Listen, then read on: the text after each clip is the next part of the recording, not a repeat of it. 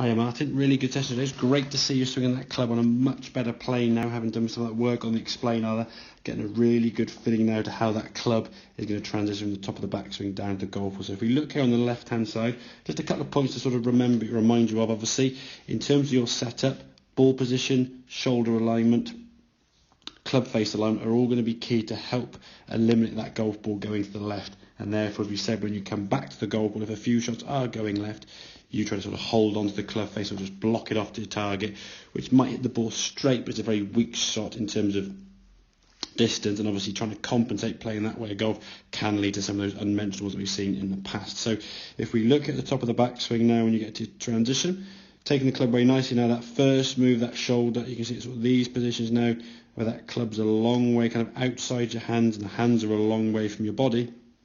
Therefore, your path now is kind of going in this direction as we see the club sort of travel through, and then the ball then sails down that blue line as we can see.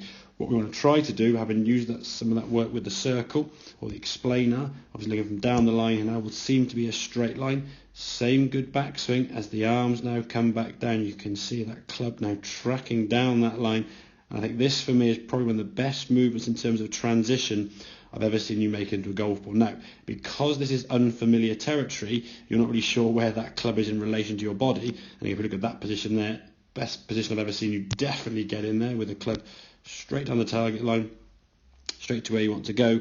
You weren't quite sure in terms of where that club is. As you can see, we just get a little bit heavy. But if you actually look at that transition from there to there, that is such a better position. Once you can sort of relearn where that club is and get that ball back just a smidgen, which is possibly why it was hit a little bit fat, we can then hit that golf ball now down the driver, which is a much better movement, a much more efficient angle for that club to swing on, as opposed to coming across the golf ball. So obviously that work with the explainer did help that, to give you the feeling of how your arms are going to swing around your body. So the more we can get on that in some of those sessions there, get that feeling back into your body, get that club work on a much better angle there now, we can start learning how that club's going to transition to the golf ball, hitting some shots on the range there with a better strike, but it's that same good solid direction, getting some distance and some height, and obviously much better golf shots. So hope that all makes sense. Any questions, obviously give me a shout, Martin, and I will see you soon. Take care.